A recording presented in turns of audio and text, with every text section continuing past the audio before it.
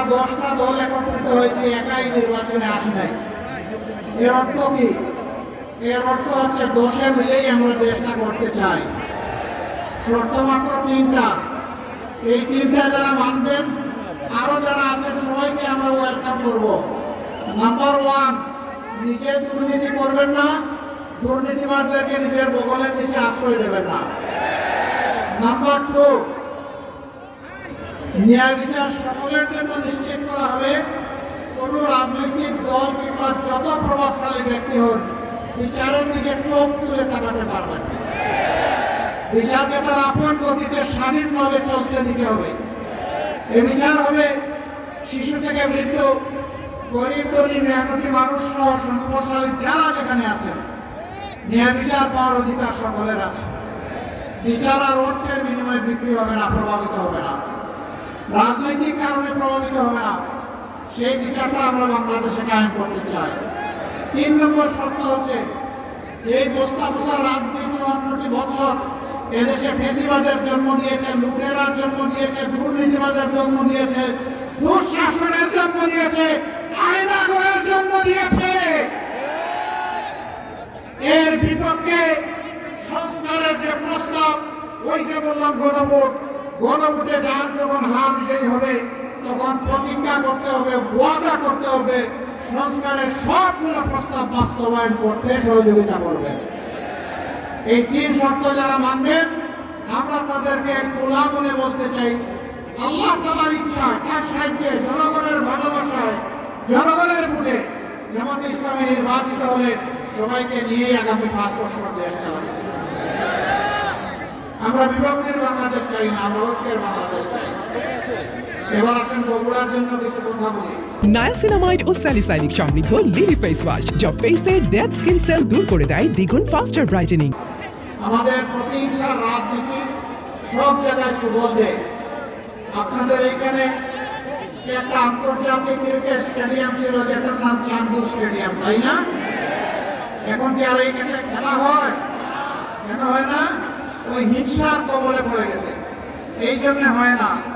আমরা আপনাদেরকে কথা দিচ্ছি, ইনশাআল্লাহ জামাতে ইসলামী দেশ পরিচালনার সুযোগ পেলে মর্যাদার সাথে চান্দু স্টেডিয়ামকে আবার জীবন দেওয়া হবে, আবার আন্তর্জাতিক খেলা এখানে হবে ইনশাআল্লাহ।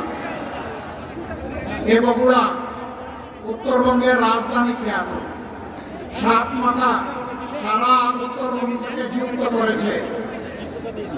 ইনশাআল্লাহ আল্লাহ তাআলা যদি আমাদেরকে দায়িত্ব দেন দেশ পরিচালনার, আমরা এই বগুড়াকে সিটি কর্পোরেশনে উন্নীত করব। আল্লাহ তাআলা যদি আমাদেরকে দায়িত্ব দেন, সুযোগ দেন, এই বগুড়া একসময় শিক্ষায়, শিল্পে সারা উত্তরবঙ্গের জন্য একটা গুরুত্বপূর্ণ জায়গা ছিল। এটা 100 বৎসর নয়, এই ঐতিহ্য ছিল শত শত বৎসরের। বহু জায়গায় সরকারি বিশ্ববিদ্যালয় হয়েছে, আজও বগুড়ায় একটা বিশ্ববিদ্যালয় গড়ে উঠল না। আল্লাহ যদি আমাদেরকে সেই সুযোগ দেন, এটাও আমরা বাস্তবায়ন করবো ইনশাআল্লাহ।